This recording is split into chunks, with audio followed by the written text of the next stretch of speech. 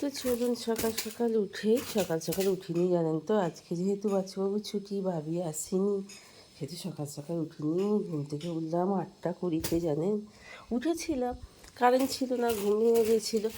উঠে বাইরে খানিকটা বসে আবার চলে এলাম। বাচ্চাবাবু সব ওদিকে বাসন মাজা হয়ে গেল জানেন। তো চলুন ওই ঘরটা, এটা বন্ধ করে রেখে দিচ্ছি উৎপাতের জন্য।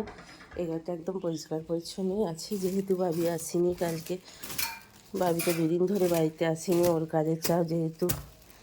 15ই আগস্ট গেল, একটু কাজের চাপই গেল, একটু ঝেড়ে দিলাম বিছানাটা। আজকেও বাড়ি আসবে বলেছে। চারিদিকে যা পরিস্থিতি, ছেলে মেয়ে বাইরে দুদিন ধরে থাকলেই মা বাবার ভিতকম্ব শুরু হয়ে যাচ্ছে জানেন। যে বাপরে বাপ, দেখে শুনে ছবি দেখে দেখে মুখের ভেতরটাও কী তোলপাড় যে করছে, সে আমরা মায়েরাই বুঝতে পারছি। কি বলুন,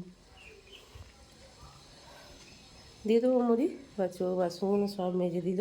ওকে আমি বলিনি, কিন্তু ও নিজেই সকালবেলা উঠে মেজে দিল। চলুন ওকে একটু চা করে দিয়ে না।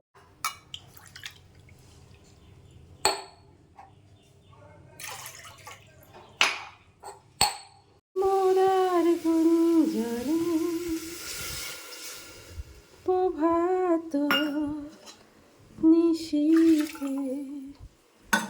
বাবরে কী হাওয়া রে বাবা। থেকে দুটো মাঠকলমি শাক তুলে এনেছিলাম জানেন।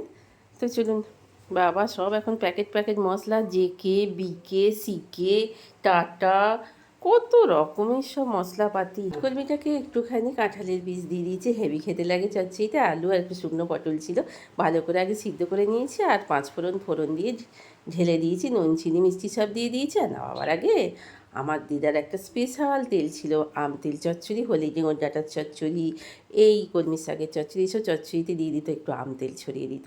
আমার এক ব্রাহ্মণ দিদা ছিল, তিনি সবেতেই আম তেল দিতেন, বিশেষ করে চিংড়ি মাছের তরকারিতে আলু দিয়ে করতেন। তো সেইখান থেকেই এই রেসিপিটা আমার শেখা। তো চলুন চচ্চড়িটা হয়ে গেল। তো ডালটা একটা মাকড়সা পড়ে গেল জানেন, গরম ডালটা ঢালছি আর মাকড়সা পড়ে গেল। কি অবস্থা, মনটা কি খারাপ হয়ে গেল। এতটা মুগের ডাল, একবার চাপচাপ মুগের ডাল করেছিলাম, নষ্ট হয়ে গেল। তাহলে মাড়িটাও ফিরেছিল, খারাপ হয়নি, কিন্তু যেহেতু কাল রয়েছে এটা আর করবো না। আর আমের আটিটাও খাওয়া হয়নি, সব একবারে জড়ো করে দিয়ে ফেলে দিয়ে এখনও পর্যন্ত কারেন্ট আসেনি জানেন।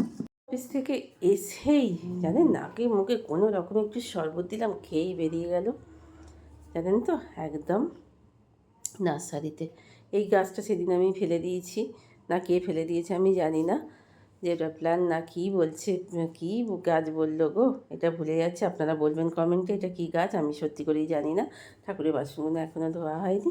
তবে প্রচুর গাছ নিয়ে এসছে, প্রচুর কোকোপিট নিয়ে এসছে, মাটি কিনে নিয়ে এসছে, হাড়ের গুঁড়ো নিয়ে এসছে। এত দেখাতে গেলে তো ভিডিওটা অনেক বড় হয়ে যাবে, তাই পরে পরে দেখাবো আপনাদের।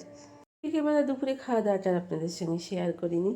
তো বিকেলে বেরোনোর আগে আগে একটু সুজি আর একটু টক দই দিয়ে ভিজিয়ে রেখে দিয়ে যাচ্ছি, একটু জল দিয়ে ভালো করে।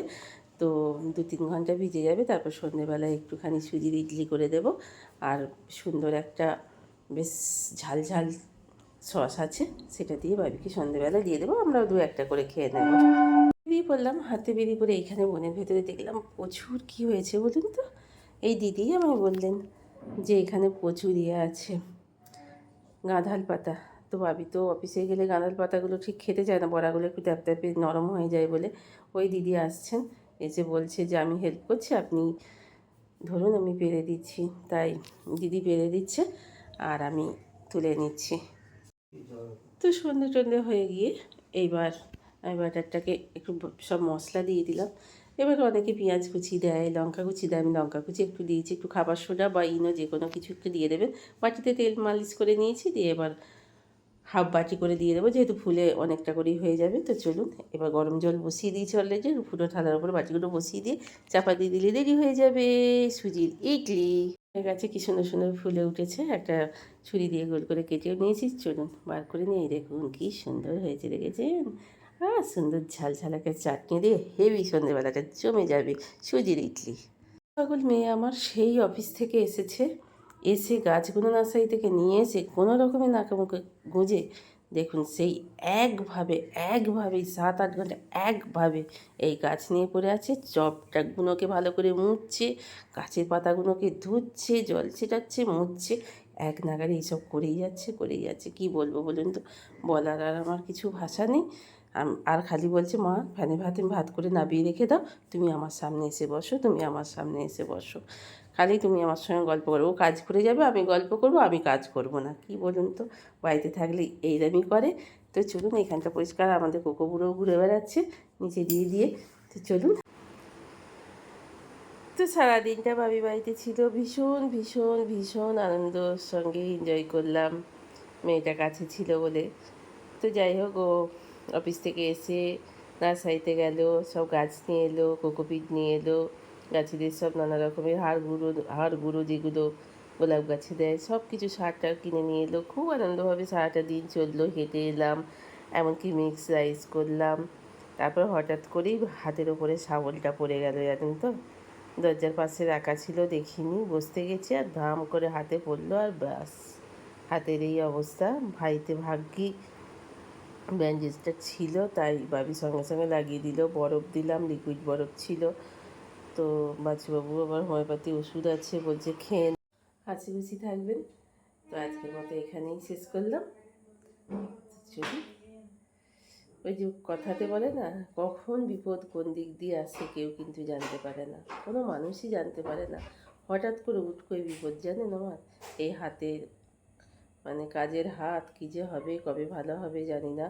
কালকে বাচ্চাও বাড়িতে আছে বলে তাই, নালে কী করে কী হবে জানি না। জানেন তো, বিপদের কখনো বলে না, বিপদ কখনো বলে কয়ে আসে না, কোন দিক থেকে আসে, ঝড়ের বেগে বিপদ ধেয়ে আসে, যেখান দিয়ে পারবে সেখান দিয়ে চলে যাবে। তাই আমার বিপদটা আজকে আমার হাতের ওপর দিয়েই গেল। তো চলুন, আজকের মতো এখানেই শেষ করলাম। ভালো থাকবেন। Good night.